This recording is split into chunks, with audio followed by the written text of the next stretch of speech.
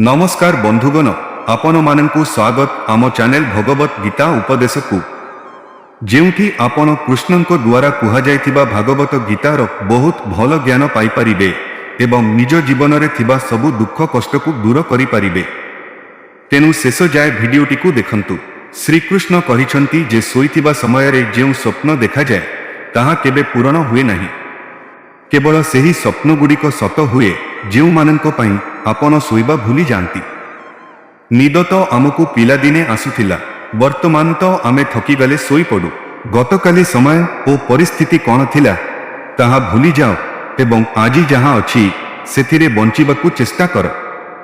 परवर्ती भल मुहूर्तटी आपे आपे आसिबो, केवल चेष्टा करंतु एवं आगकू देखंतु। दुख एवं अनुताप अतीत को केबे भी परिवर्तन करि परिबो नाही किंबा चिंता भविष्यत को नियंत्रण करि परिबो नाही। तेनु वर्तमान को उपभोग करिबा ओ वर्तमान रे बंचिबा ही हेउछि जीवनर प्रकृत खुशी। जदि आपण खराप खाइबा त्याग करंती तेबे आपणक शरीर उपकृत हेबो एवं जदि आपण विवाद त्याग करंती तेबे आपणक संपर्क लाभ हेबो। जदि आपण एहिपरि अनावश्यक चिंताधारा छाड़ी दियंती तेबे आपणकर जीवन लाभदायक हेबो। आमे प्रत्येक संपर्क को समय देबा उचित, कारण किए जाने आसंता काली आमर समय थाई पारे किंतु संपर्क न थाई पारे। आम जीवन रे बिना कारण रे कोनोसी समस्या आसे नहीं। सेमानंकर आगमन हेउछि एक संकेत जे आमकु आम जीवन रे किछि परिवर्तन करिबाकू पड़ी पारे। जीवनर सबुठारु भल कथा हेउछि एहा एपरि किछि नुहे जहा सबुदिन पई रहिबो। एक निर्दिष्ट बयस परे समस्ते बुझिबाकू आरंभ करंती जे भल एवं खराप उभय दिने ना दिने चली जाए। जीवन रे किछि अध्याय अछि जहां आजी न हेले काली शेष हेबाकू पड़िबो। तेबे आजी जेउ माने तुम पाई नाहंती सेमानंकू जोर जबरदस्ती धरी रखिबार कोन आवश्यकता अछि? जदि ओ दरकार पड़िले तुमको सारा जीवन एका रहिबाकू पड़े। तुमे कोन हराइछ जे जहां पाई तुमे कांदुछ?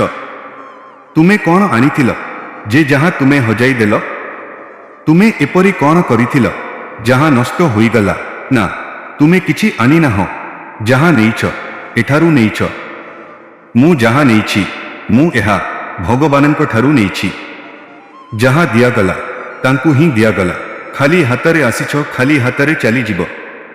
आजी जहां तुमर गतकाली ताहा अन्य काहार थिला एवं परदिन आउ काहार हेबो। तुमे एहा तुमर बोली भाबी खुशी हेउछ। एही खुशी ही तुमर दुखर कारण। तुमर सुस्थता पचारिबा द्वारा तुम अवस्था भल हुए नहीं। एहा तुमको केवल सांत्वना दिए जे एही जनगहरीपूर्ण दुनिया रे केही जने तुमर जत्न नेउछंती। तुमे केवल एही संतोष पाइबो जे एही भीड़ दुनिया रे केही जने तुम पाई अछंती। श्रीकृष्ण कहंती जे जेतेबेले तुमर एही दुनिया रे किछि नहीं तेनु तुमे एही दुनिया को भय करी काहेकि बंचुछ? चिंता करिबा बंद कर। भगवान तुमर समस्त चिंता एवं कष्ट ठारू बहुत बड़। तेनु ईश्वर ही हेउछंती जने जिए तुमर समस्त चिंता और समस्यार जत्न नियंती। जदि तुमे तुम जीवन रे सफल हेबाकू चाहुछ तेबे एही कथा मने रख। प्रथम रे तुम पाखरे कोनोसी विकल्प नहीं। तुमको काम करी देखाइबाकू पड़िबो एवं द्वितीय रे जदि तुम चारि पाखरे थिबा लोकमाने कहिबा आरंभ करंती जे तुमे एहा करि परिबो नहीं तेबे सेही व्यक्ति हो जिए सेमानंक कथा सुने नहीं। एही परि किछि कर जहां ए दुनिया तुम भरी बंधु चाहिबो। जेतेबेले तुमे अनुभव करिबो जे तुमर केही नहीं सेतेबेले थरे आकाश आडकू चाहो ओ चिंता कर। जहां अछि ताहा सबुबेले तुमर थिले एवं सबुबेले तुमर रहिबो। जेउ माने निजर लक्ष्य जानती सेमाने अन्य माने कौन कुहंती ताहा उपरे अधिक ध्यान दियंती नहीं एवं निरंतर निज कामरे नियोजित रही निजर लक्ष्य हासिल करंती। जेउ माने अन्य मानक कथा द्वारा प्रभावित होंती सेमाने केवल अन्य मानकर क्षति करंती नहीं बरं निजकु मध्य क्षति पहुंचांती। एपरी लोकंक ठारू दूरेई रुहंतु जेउ माने आपणंक मुहरे मिठा कथा कुहंती किंतु आपणंक पछपटे आपणंकर क्षति करिबाकू योजना करंती। मने रख, तुमे जेते त्याग करिबो तुमे सेते अधिक हासिल करिबो। लोक माने कौन कहिबे से विषय रे चिंता करो नहीं।